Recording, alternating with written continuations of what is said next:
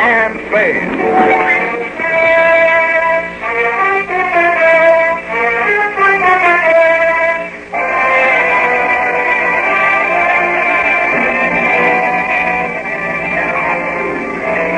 Hold still, Sam. Hold still. Oh, I put the bandage on the wrong eye. Or have I? They're both of them. Oh, I get so angry sometimes. You go dancing out of here like a schoolboy on the slightest provocation, and 1 hour later, just 1 hour, you come back with a broken head and a black eye and clothes torn all to pieces. Face like a wet geranium. Hold still. There, now. Hold still, Sam. How is it? Is it too tight? What did you say? Then how do you expect me to dictate a report with a mouthful of gauze? Oh, that's what it was. I wondered what happened to the girl. Sit down and shut up. Sam, I didn't mean anything. I just meant it for your own good. Pick up your pencil, Effie. Oh, not the scissors. Oh, I'm sorry, Sam. I'm sorry. Two Patrolman Aloysius, FX Clancy, 3rd Precinct Station. Sam, the officer Clancy? That's right. The nice fat policeman that walks up and down our street? The same, Effie, like the He lane. brings me candy once in a while. Down, Effie. From Samuel Spade, license number 137596, subject the 1 hour caper, Dear Clancy. Yeah. In case you were aware of it, and I think you were, Clancy, this afternoon in San Francisco was warm, quiet, and dull. I was sitting in my underwear in front of the open window of my office, reading the news of the blizzard back east. I was not employed by the Chamber of Commerce to do this. My secretary had merely taken my suit downstairs to get it pressed. It began as the clock on the Church of Dismas the Thief around the corner was hammering out the hour of 4. Yeah? Mr. Spade, this is Hank Page. Page's printer right across the street. We printed some cards for you, remember? Oh, yes, Hank. I was about to call you. My secretary is just making out the check. Oh, forget that bill, Sam. I need your help. Well, drop in tomorrow. I'll be glad to talk to you. Tomorrow may be too late. I'd rather not be seen coming to your office. How about the saloon downstairs in your building, say, 5 minutes? Well, if it's important, Hank. Well, I don't know. I got something here. I want you to look at it. If it's what I think it is, it's important. I gotta hang up now. See you in 5 minutes.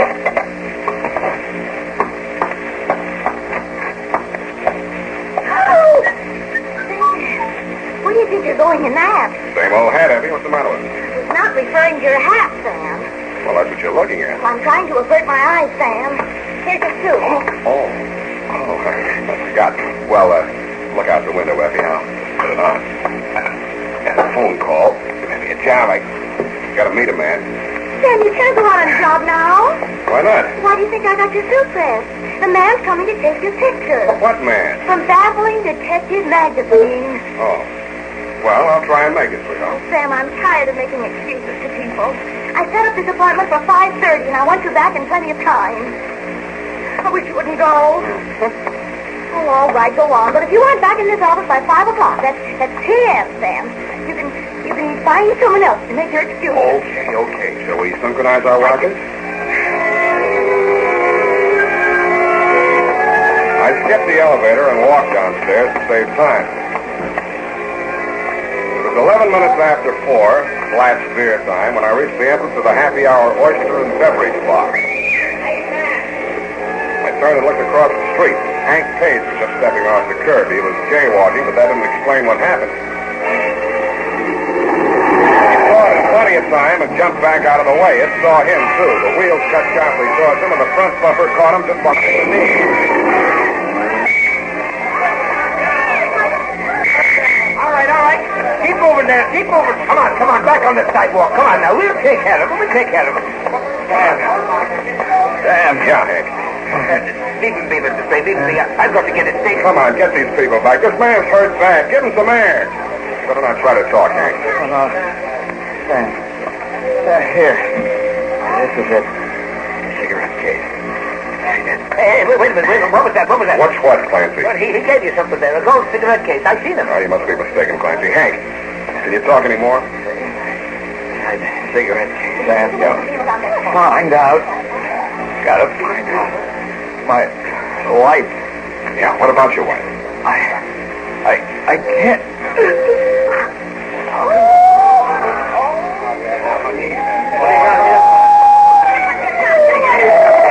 Take it easy there. What have you got here, Clancy? Hit and run. Looks kind of dead. I'd say we did, wouldn't you? This is more for a classy DOA. Okay, boys. Okay, take him away. Now, come on, please, everybody, stand back. Any of you people identify this man? Yeah, I know. You better come along then.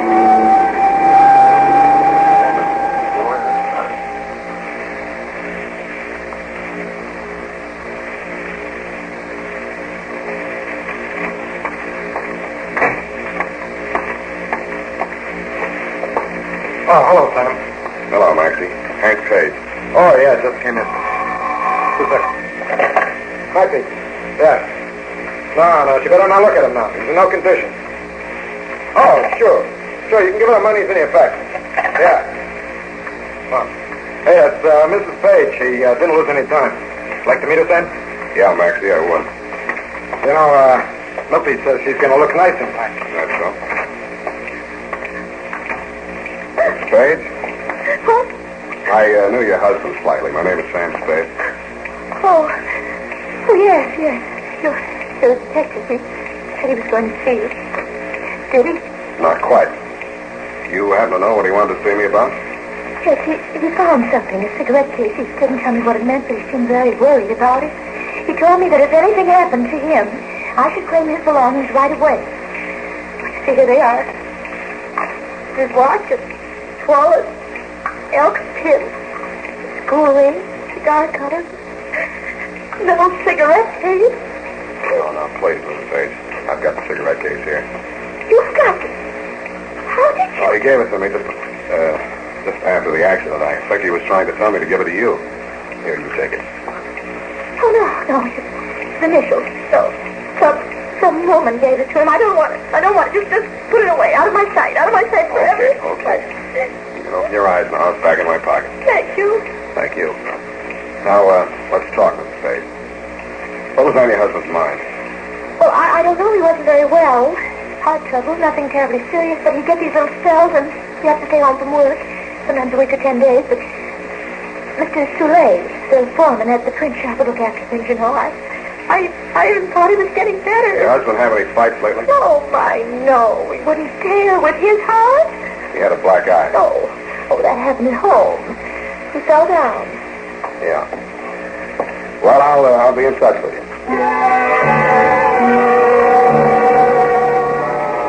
Outside, the fog was rolling in. I stopped under a streetlight and spent an estimated 45 seconds trying to figure out what time it was for the calendar watch my secretary gave me for Christmas. The barometer was falling, it said. The temperature was 63, and I was facing northwest. I looked in a jewelry store to find out it was 4:23. My hour was nearly half gone, and the only clues I had were a cigarette case and a black eye. I took the case out of my pocket and opened it. There were cigarettes in it. I took one out and lit it. It was nasty. Then I saw something green behind the cigarette. It looked better. It looked like money. When I examined it more closely, I wasn't so sure. The printing on it was Dutch, and the amount was 100 florins.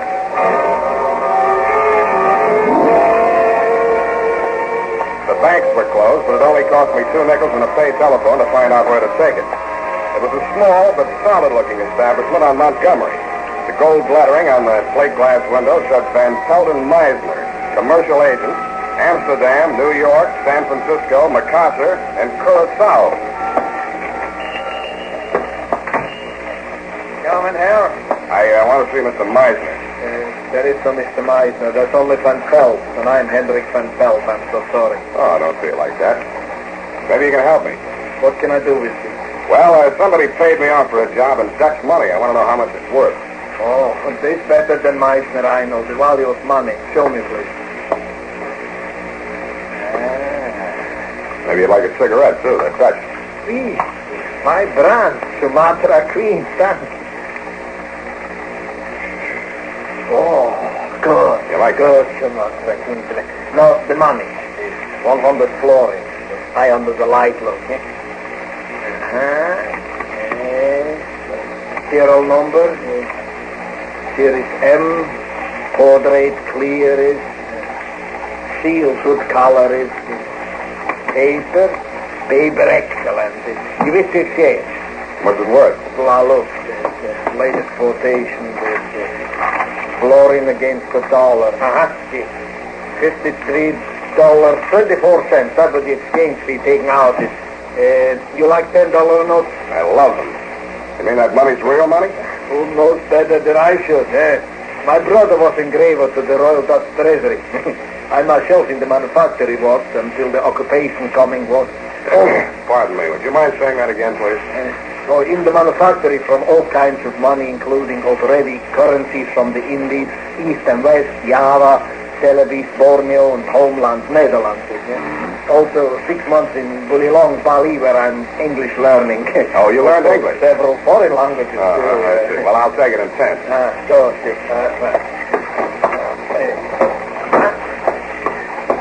10, 20, 30, 40, 50, 1, 2, 3, is that 9 cents and 20 cents, 3 cents. Danke. Eventually... I spoke a little Dutch. Yes, eventually you have lived in San Francisco for how long? Oh, eventually quite some time. Oh, I'm Hendrik van Pelt. How are you? How do you do? Yes, I noticed on the cigarette case, you have the same initial, HP. Who your name is, please? Polhouse, Herman Polhouse. Oh, in a Polhouse, you know, I like that cigarette case. With the coincidence, you sell me your Dutch money. Maybe also sell me the cigarette case with the Dutch cigarette. You like those cigarettes? Oh, I love that Sumatra Queen. You can have them for nothing. No, such a pity to remove them from the beautiful case. They go together, cigarettes and the case. How much? What would you say it's worth? Well, that could go $500. What do you pay? Nothing. I took it off a dead body. Get out, grave robber. Help, police, stop thieves. Okay, Mr. Van Pelt, I'm going. Help, police, help.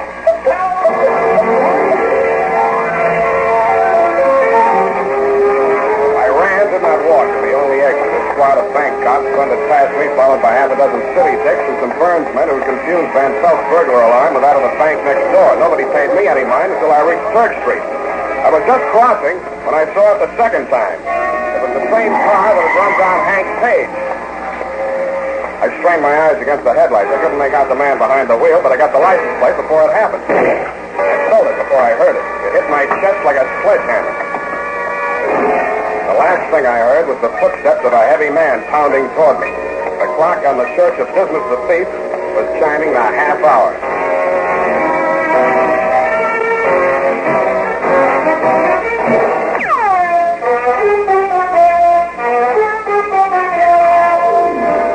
And now, back to the 1 hour caper. Tonight's adventure with Sam Spade.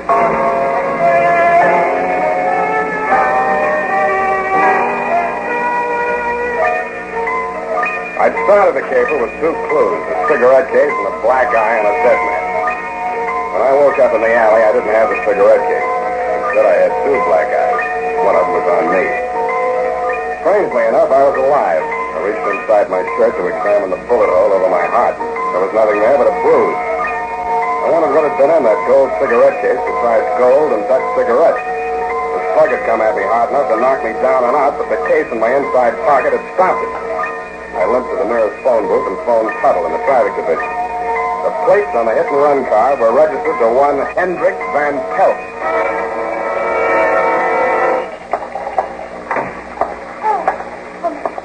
I'm so glad you're here. I was beginning to worry. Where's Mr. Van Pelt? That's just it. He went in the other room to make a drink. He hasn't come back.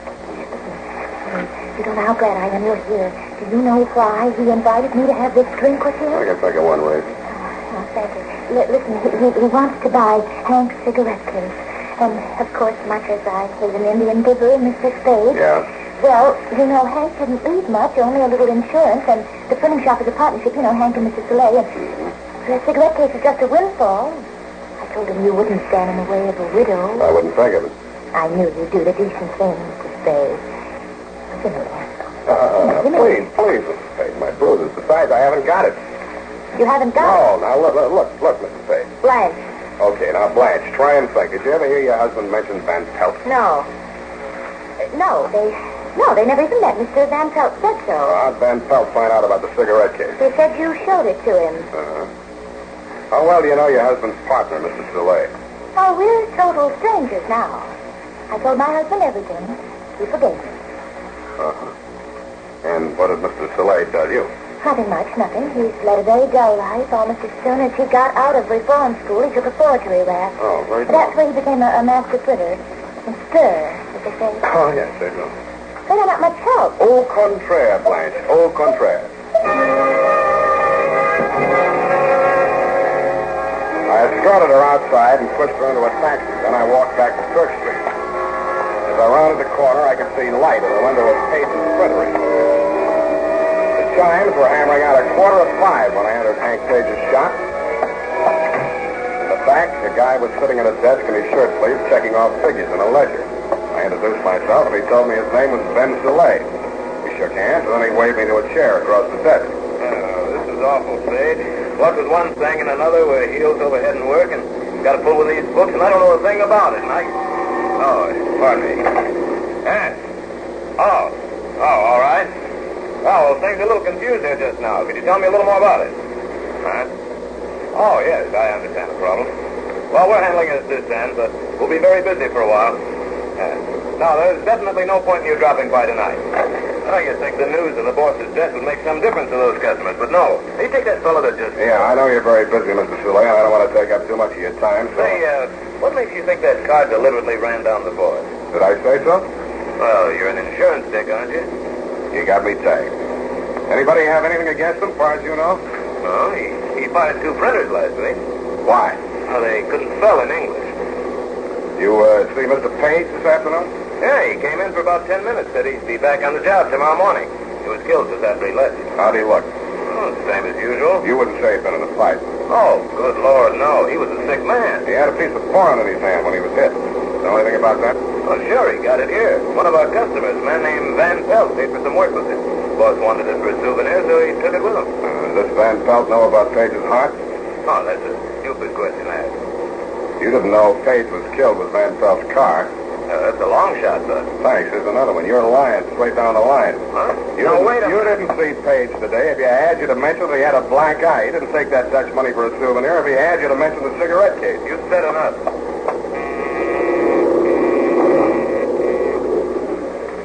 What are you doing? Shutting down for the night? You'll find out. Put your hands on top of the desk. I slid the muzzle of my gun I've been holding in my lap for 3 minutes, far enough over the edge of the desk for Ben Soleil to see it. He did what I told him to. The press room door was directly behind him, and I knew his body would screen my gun from the view of anybody that might come through it in response to the signal he started. I didn't have long to wait. 3 men, black with ink, came to the door and threw it into the little office. I strolled in, careless and casual. What's up, Ben? You got eyes in your head? Huh? What's this? Stop right there. Stopped because they'd all been mounted on the same pair of legs, but I didn't like my position at all. If these men decided to jump me, I could down just one of them before the other 3 were on me. I knew it, and they knew it. Then I felt some fresh air on the back of my neck as the street door opened behind me. Soleil, what is it? Is it a holdup? It's me, Blanche Spade. Get out of here, quick. Find a cop and bring him back here. Will you do that? Sure I will. You can count on me. Soleil's mouth opened in a broad grin. I didn't need any more warning than that. I threw myself sideways, but I wasn't quick enough. The blow I got from behind with Blanche's lady's handbag type persuader didn't hit me full on, but I got enough of it to fold up my legs as if the knees were hinged with paper, and I slammed into a heap on the floor. Something dark crashed towards me. I caught it with both hands. I had a foot kicking at my face. I wrung it the way a dog wrings out a mop. I was dimly aware that my feet were under me again. Some squirming thing was on my back, and a hot, damp object like a hand was across my face. I put my teeth into it, my head back as far as it would go. Maybe it smashed into the place it was meant for. I don't know. Anyway, the squirming thing was no longer on my back, and suddenly I could see again. I saw a brass cuspidor 6 inches or so in front of my eyes. That's how I knew I was down on the floor again. I grabbed the cuspidor and tugged at it. I staggered to my feet with it and used it to club the clear space in front of me. I swung it high and let go. Then I was back on the floor again with 600 or 800 pounds of flesh hammering my face into the boards. You can't throw a brass cuspidor through a plate glass window into a rush hour crowd in downtown San Francisco without attracting attention. The hour of rescue was at hand. Exactly 5 p.m. Let's go to work!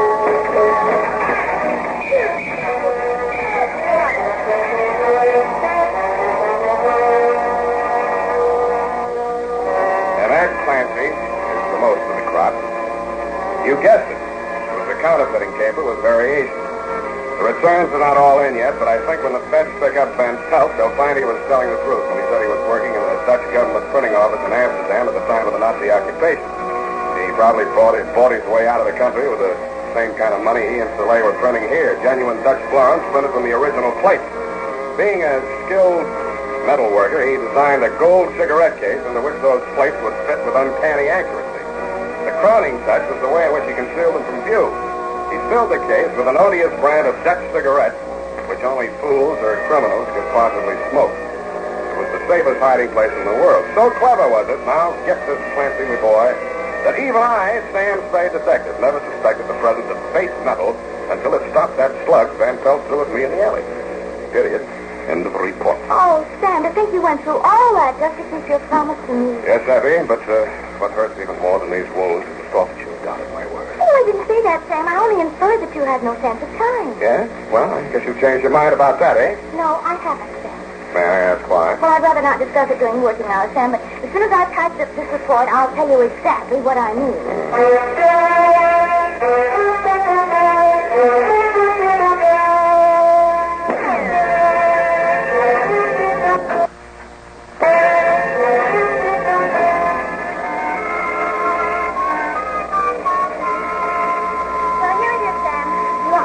So I just hand it to him on the way to the streetcar. Save the stamp app. What else? Oh, hi, Sam. You won't be needing me anymore. Sit down. It's nearly 5:30, Sam. And I told the photographer not to come. That's a fine thing. After all I've been through, you still say I have no sense of time, and you told the photographer not to come. Why? Because I knew you wouldn't be back in time, and if you were, you'd look so terrible the picture wouldn't be any good anyway. Thanks a lot. Oh, Sam. That's why I must have been so cranky. I must have had a premonition. I don't know what's the matter with me. I'm so ill-tempered. Oh, no, you're not. I think I'm turning into an old maid or something. Oh, calm down. I must be. Oh, by the way, honey, remind me to write to Feige in Washington and ask them to send me that cigarette case for a souvenir if they take it off Van Pelt. After all, you know, it saved my life.